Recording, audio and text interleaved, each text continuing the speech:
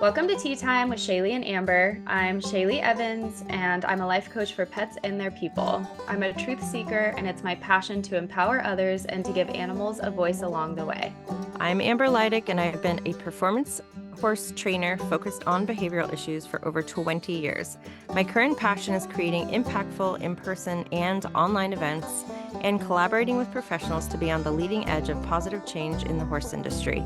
We are two friends invested in theta healing, belief system work, animal communication, and any resources that benefit human-animal partnerships. So turn up the volume and let's dive into the Great Awakening, brought to you by our horses. Hello, everyone. Welcome back to the podcast. We are happy to be back. It's been a hot minute since we recorded a live podcast, just the two of us. I don't even know what our last podcast was. I think we released some sort of guest podcast, so that's fun. I'm sure you loved it. Sure you loved it. Yeah, so we're back today as usual. Don't know what we're talking about, but we're excited to be here. I guess I want to dive into a little experience that I had last weekend that was so introspective. I don't know what to say about it. I dabbled in a little plant medicine and went on a little ride with the universe. And to give you a little perspective of how it was, as soon as I started feeling it, I'm like trying to think of how to, I'm like, how do I describe my First of all, journey? I was so excited because finally because for my birthday, that's like, I did the same thing. And I was texting you and I was like, I wish you have done this before because I'm trying to explain with my words and my fingers. And I know that until you do this, you're not going to understand me all the way. So I'm so excited to be able to be like, Yeah. And man, I feel like my life is like so different now. The first thing that I like told my husband when it hit me was, oh my gosh, the earth is like a giant puppy dog. And like and that sounds so funny to say, but it's like, and it's so funny because I felt the part of me that was kind of like tripping a little bit. And then I felt the part of me that like could feel the truth in what I was saying. And it was so conflicting and interesting. And like, it was so wild because I could just see like sacred geometry everywhere. I could see like the grass moving in so many different ways. I could see like how everything was interconnected. It was so interesting to me. But the cool part was that I was so intentional about it when I went into the process that I was like, I want to expand my consciousness to understand the truth in all things. Like, what is the truth in my horses? What's the truth in myself? What's the truth about life and death and God or whatever? So, like, I got really clear about it.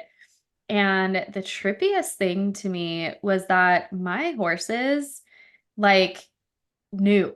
They knew. Like as soon as I got into like that higher state of consciousness, they all like came over and were like snorting and looking at me and they looked so different.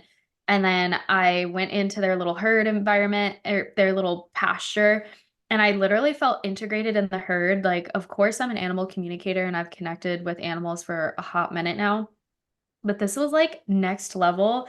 Like I was able to experience what it was like to really be a horse and to see things from their perspective and to understand why they were like scared of me, but also why they were curious. And then I saw into the depths of like their souls and the work that they're doing like for me and with me in this lifetime. It was it was wild. Yeah, it was wild. you know, what's interesting is that my logo is a person and a horse, but also there's a plant. And I had always said that, like, wouldn't it be interesting to be able to integrate plant medicine at some level in with the horses and the work that I was already currently doing? And we did, in fact, one time have a session with my herd that usually does the mirror sessions. And we had a friend of mine who guides people on journeys like that with breath work. And it was interesting that I had to turn back into a facilitator and change things around a little bit. But it was interesting that their reaction to us was very different. Like they knew there was something different happening. Also, she had her didgeridoo, and they weren't, just for anyone out there thinking that your horse is gonna be down with a didge, they aren't. I mean, there was one that they were okay with, but the other ones they were like, "This is a hard no, absolutely not." You know, Flirt ran in and like the minis were like, "What's that?" And he was like, "No, I don't know what it is. Nobody's going over there." So it was just such an interesting thing to kind of toy with. But the difference in being like in that space and being intentional before you go into it, and like younger years when I used to do it, it was like you were trying to escape. You know what I mean? Like everything's so hard. I just want to like forget everything. And then I didn't do it for a really long time and then moved back into it. And it was like, oh, I can ask the questions that I ask when I go into a meditation or when I do breath work or whatever.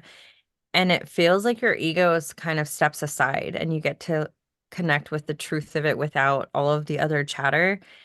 And I feel like the last time for my birthday, I had like a list of questions that I was like, okay, I'm gonna go ahead and ask my guides and my higher self without my little chattery ego going, nope, that's not right. That's not the way it is. That's not the way life is. Set aside. And I was like, oh my gosh, and this, and oh my gosh, oh yeah. And like I just remember I like fell off the planet. And then when I got back to my phone, everybody had been texting me like happy birthday and stuff. And I got to your text message and I was like, my fingers don't work right now, but there's so many things that I know now.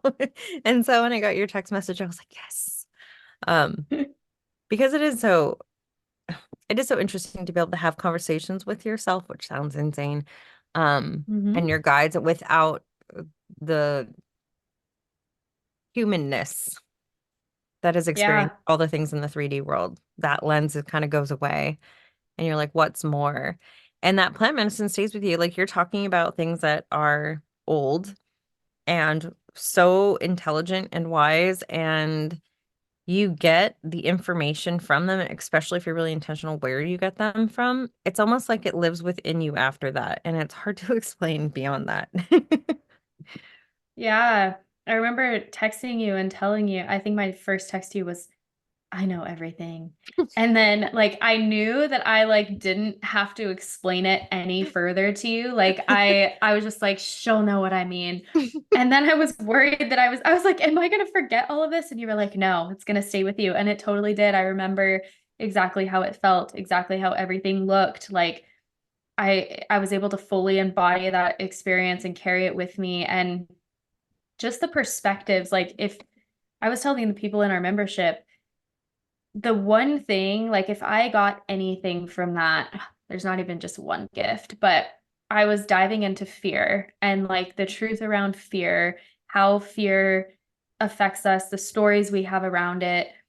And I realized that only affirming what you do want is so important because I had so many opportunities when I was in that altered state of changing my perspective, of seeing something one way and becoming so emotionally sad about something. And then just hearing that inner voice of like, this is your current perspective. Now look at it from this way. And I'd be instantly snapped out of it, totally happy, seeing the beauty, seeing the love and everything. And my horses tested it out for me. Like I was hanging out with them and Biggie started biting me and I was like, "Don't bite me." And he's like, "Well, I'm only biting you because you exist in the vibration of me biting you. Like you're asking for it with your vibration through your insecurity."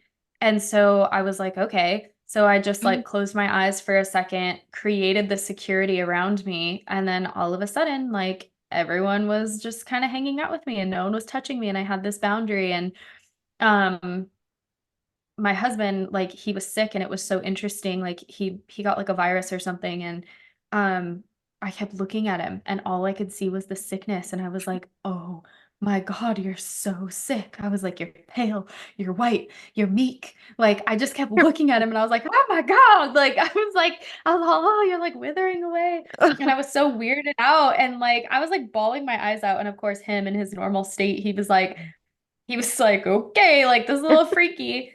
And then like that voice in my head was like, you're choosing to see this because you asked to know the truth about fear, and one of your fears is like losing your husband and loss. And so I had to go off by myself and experience what it would feel like to have loss on one end and what it would feel like to feel supported on the other end through that loss, and also the truth about loss, which is there is no loss, which was so wild.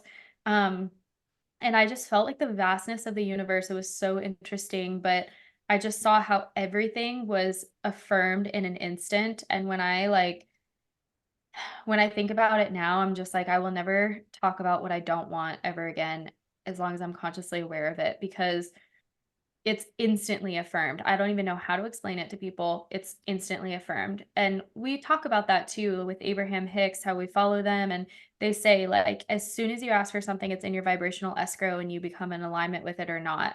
And I got like the depths of that in this experience. And I also got the depths of, what would you call it when you see like three different things? Mind, body, spirit, but like I feel like there's a word that I need you to create around it where I need to I create would words like, now. yeah, create a word around it, because I hugged Justin and I could feel the part of him that deeply loved me and wanted to be there for me.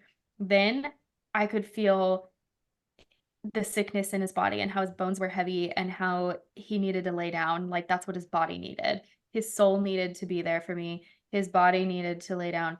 His mind kind of wanted to be on the couch, but then also kind of wanted to be with me. And it was so wild because I felt all of those things at once and was like, so what do I ask for what I need? Because I know what he's sacrificing if I ask for that. And then I was like, but he also has free will. So like he would leave if he could. But then also he wouldn't, because that like broader part of him loves me and he wants to stay here. So like he would choose to sacrifice the things that he wants to stay with me. So like am I selfish if I ask him to stay here? It was so weird. I went through like an entire dialogue around that, and like yeah, but how do you feel about that? I think if you go back to the basis of like our entire existence of people that we have that we work with in our membership or in any of our programs, are always people that want to give and struggle with receiving. So if you think about your focus on free will and how you've been talking about free will and what it is, and he has free will and you said it yourself. So it's like this decision of, I'm going to ask what I need for right now and also be able to receive it if he says, I want to stay here with you, knowing that you're seeing his body, and you talk about this with horses all the time. You're seeing his body from your perspective of what sickness is and what it needs, but he is in the current moment. And you have a lot of animals that will not even bring up things that are quote unquote wrong with them, because in the current moment they're living in, that's not the most important thing to them, and they don't necessarily focus on, it's not relevant to them. So even with other humans, like depending on, I mean, I feel like I've been sick here, there, all the things, right? But I've still gone and done taking care of the kids or got them school. And while I was doing all that, I didn't necessarily feel bad. You know what I mean? I wasn't like, oh, this is horrible. It was just like, oh, I'm just doing this thing. My body's not maybe at 100%, but that's okay. It doesn't need to be right now. So it's about like staying in that receiving mode. And then remembering, yeah, he has free will. He needs to be able to take care of himself. And if he doesn't, there's a lesson in that for him. I mean, like, you know what I mean? It's like, I'm going to ask for what I need, but also be open to if he's like, I need to go sleep or I need to go lay down. You being able to stay in that space of, okay, that's fine with me. Like, I can be okay with that. Hmm. Yeah, that's such a good way to look at it. And what's interesting is that was so conflicting for me too when I was going through the lessons of free will, because I took it, you know how I am, like I just take things to like the depths of the depths. So like I couldn't have just stayed at like, oh, he has free will to leave or not. Then I was like, oh, he has free will to stay sick, and he has free will to die if he wants to, and he has free will to do all and then I was like, and I was like sobbing my eyes out, and I was like, and I just have to be okay with you making those decisions, and like I have absolutely no choice. And but it was crazy because once I got through the depth of that for me, like once I really affirmed that lesson and I was like, okay, I see truly what free will is at the very, very depths of it. When I was done with the emotional part and like that part, because I think when you learn stuff like that and it's also tied into your ego, like that part of you kind of dies. It's weird. It feels like a death. I had to like mourn it, Oh, had to mourn those like, yeah, it was so mhm. interesting. Yeah, because And people do then that. They do that all the time with their animals, right? It's like the Mhm, weight of the world is falling onto if this horse is, or animal in general, and is okay or not, determines whether or not I will be okay. Like, and actually, what's mhm, interesting is that we're kind of, this is like almost our year anniversary of the podcast. And I was toying with an app that like slices out little chunks of them to create, um, little pieces of content. And one of the things that it pulled out of our very first episode was that realization that when animals come and they have these lessons for us and we have these experiences, usually it bumps up against our human egos. And that's where people get a little bit hung up on like, do I really want to know what my animal is thinking? What if I don't like it? What if I don't like the lesson? mhm, And then even me going diving really deep into alchemy, because obviously I changed my entire business name like 2 years ago because it came to me in dream time. I woke up and I was like, this is the new name. You guys, okay, just being really honest. I literally was like, yeah, alchemy is like turning, like coal into gold. Like it's like shitty stuff into better stuff. That's totally what I do. I had no idea there was this, this is so embarrassing. I had no idea there was this entire realm of like spiritual alchemy until like 2 days ago. And so like the first part of it is going into the fire, burning away the things that aren't truth, everything that reemerges after. So I think I sent you a screenshot when you were talking about that, and that one journey or dream, you had the serpent come or the snake come, and I was like, oh my gosh, look at this mhm, picture. But it really is this like death of these old versions of you. And everything that's old that you've taken on, any programming dies away. Any of these attachments that you have to life and death, beginning and end, sickness and health, all of these, like all of this duality that we live in, it's like you have to go through this burning away of the things that are not truth, and then the detaching from. Yeah, that's crazy because that's the human experience. We get attached to the people we love. I have a lot of deathy type things going on around me. So it's weird for me to have dived in the last 2 days and then had that conversation with you when I'm learning all these things about people around me.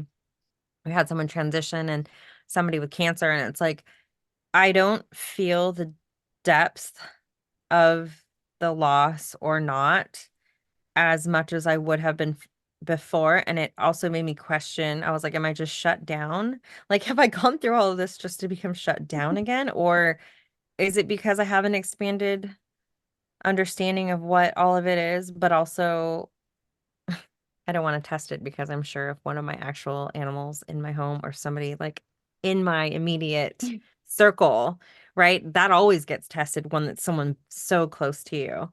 Um, Yeah. it's such a wild experience. So yeah, because every time I have to end up at the vet, I'm like, like, I but everything know. else, like I'm good. Like until, so I'm always like, clear, cancel, delete. Like I don't need to know. I don't need to have the experience in my life to understand the lessons from it. Like I got it. Don't worry, universe. Mhm. Like not right now, please. Thank you. We're good. Ugh. Oh God, I know. The whole freaking free will thing, that's really tripping me up.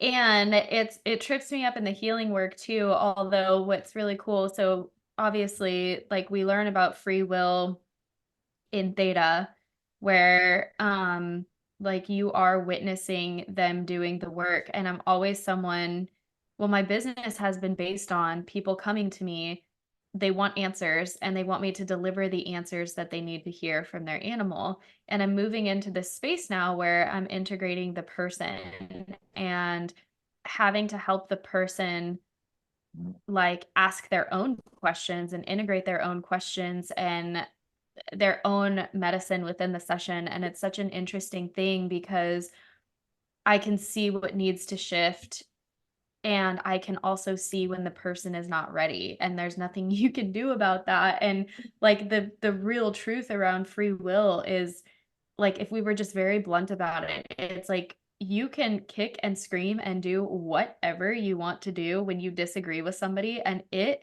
is going to make absolutely no difference. Like, when I went on that journey, I was like, how can I change myself in a million ways to see this in a perspective that will make this person understand and change what they like. I wanted to like change an outcome, and it was like, no.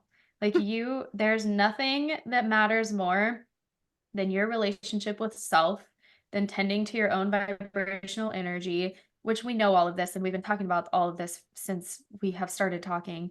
But it was just cool to get that, like, that affirmation that like really got anchored in when I went on that experience, because I was like, oh my gosh, I wanted to see it for myself. I wanted to see the truth in that. And I really got that, which is cool. And I wanted to see the truth around just um like so I met with Denise Byron, and she told me that this year for me is all about expanding my capacity for miracles. And she also told me that I was born with an innate attunement to other people's suffering. And it's so interesting to me because when I first went into the experience, after I was like, "Oh, wow, this is so cool," immediately Mhm. so many, like, negative things. Like, it was almost like I felt like I was starting to have a bad trip, except for I was consciously aware that that wasn't true. I was just processing the truth of, like, suffering and the truth of what I came here for, and so I never felt out of control or panicking. I was just like, oh my god, I'm feeling this on the deepest levels, and I really do. It was a cool perspective for me because I was like, "Wow, I really do see the suffering first, and I have to work hard to get out of that suffering mindset and actually see the positive too." So that was, like, super helpful. And then, I tell Amber this all the time because when we do the theta work, you're, like, witnessing healing, and there's things that you can shift for the person, and theoretically, like, instant healing, like, be able to take someone up into a state of consciousness and, like, heal a broken bone or whatever. Like, that's, like, legitimately a thing. There's evidence of that. If you guys listen to oh wait, we haven't released Sunny's podcast. At some point you will. Sunny Bain talks about a preacher who did healing work and healed her broken femur. Um so, like, I have seen evidence, but I'm also, like, such a Taurus and such a, like, learner, and I'm like, "I have to know it for myself." Like, do I even believe in miracles? Do I even um, which is funny because of the work that I do, but anyway. So, I was able to, like, take my husband up into the light and, like, witness his body healing. And I was also just able to see, you know what's funny though is, like, he didn't get better, like, he stayed coughing and stuff like that, but I just knew that whatever he had was neutralized, that I was in the vibration to where I couldn't get it, like, I couldn't get sick. And then I knew that it was, like, exacerbated by an allergy, which is weird. And then he went to the doctor and they kind of confirmed all of that. So it's interesting going back to free will because I was like, "You're healed." And I was like seeing all the energy going into his body. And like he released the emotions and healed that aspect, but it still didn't alter the sickness. Yet I was left with a different perspective of belief around it, if that makes sense. Mhm.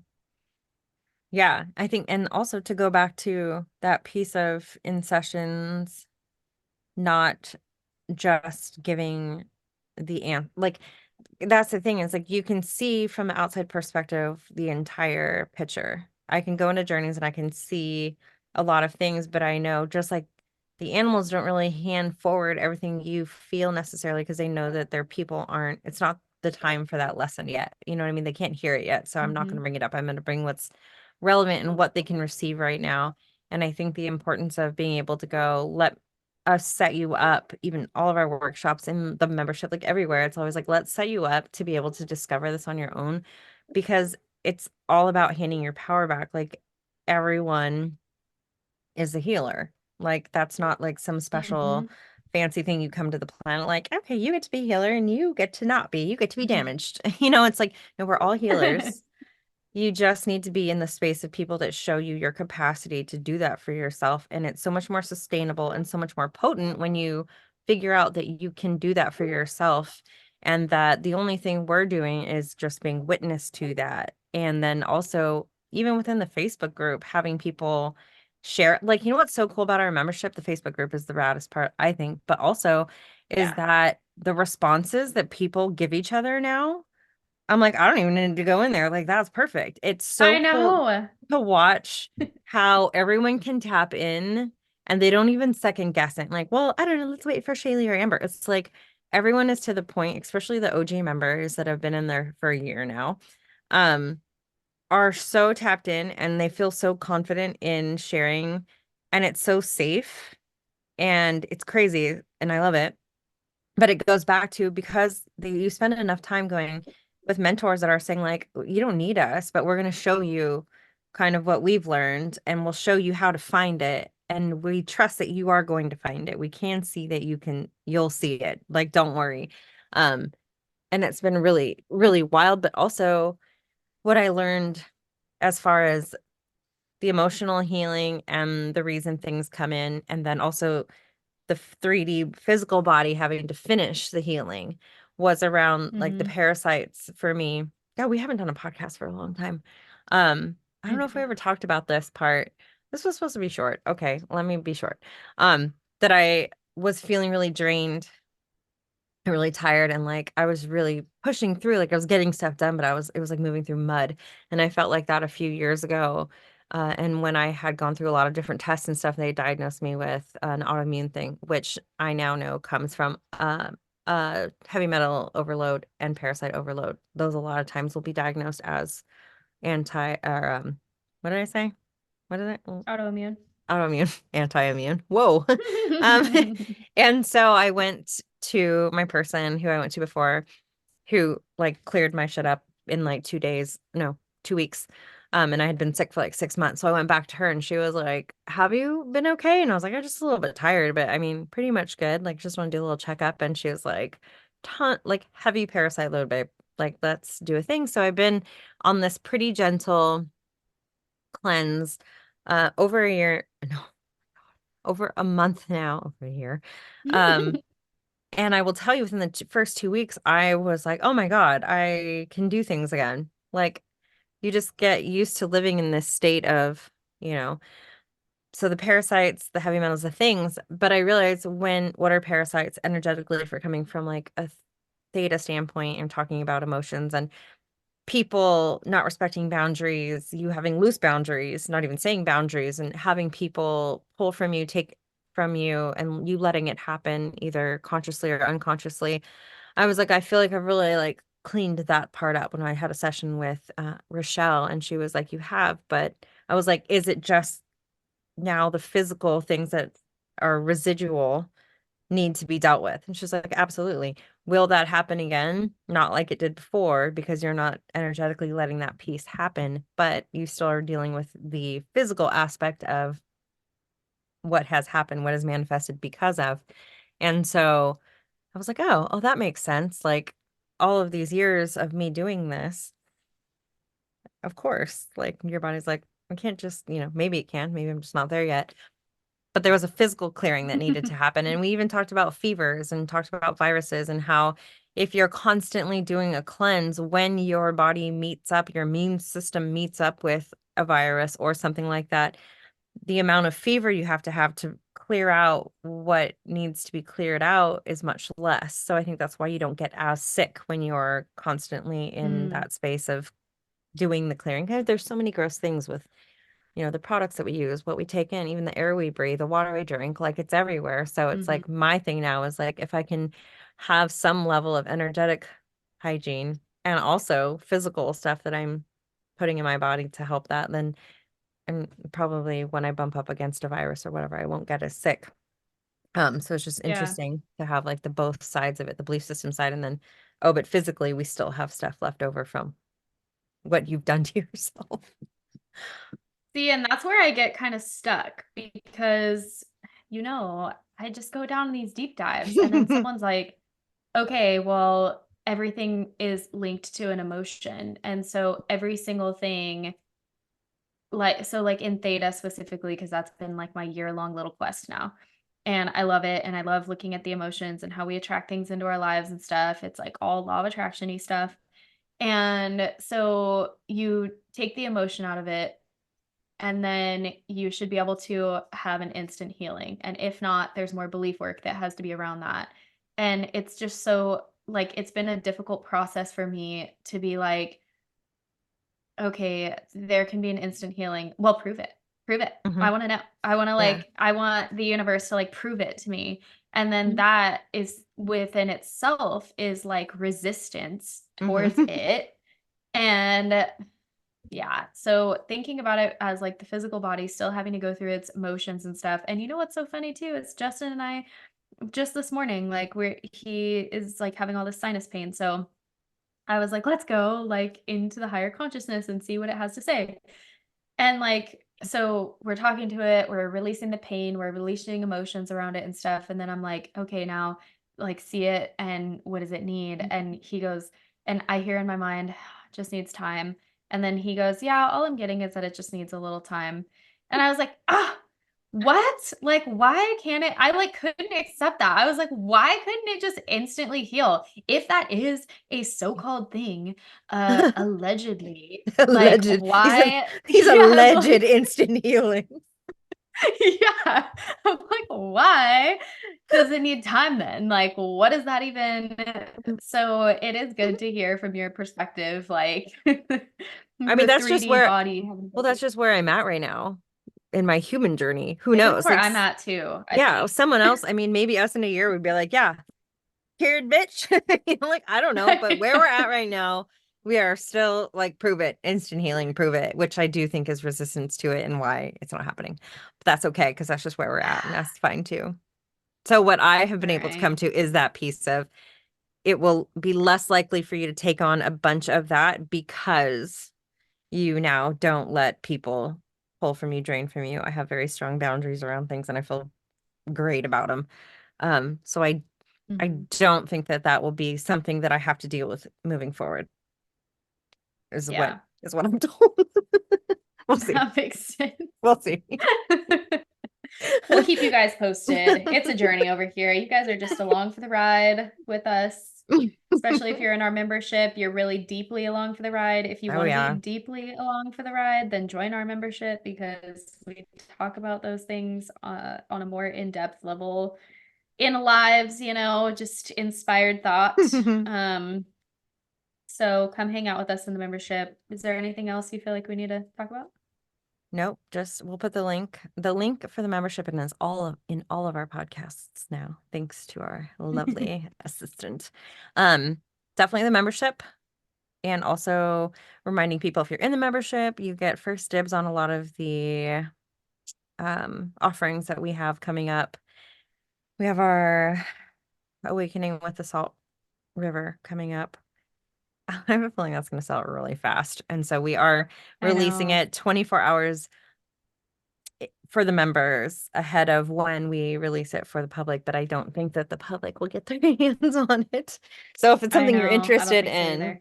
I know we'll put the link in, and then if you are a member by the 14th, you'll have access to be able to, it's just going to be like, okay, it's open. And whoever gets in. Because we're keeping the number very small. We are gonna do that. We're gonna go to Tempe, Arizona. We have rooms reserved for this little ranch on the river. We're gonna connect with all the elements. We've got some little ceremonies that we have planned for you guys. Spend some time with the Salt River Mustangs at the Salt River. A lot of cool stuff, very small group.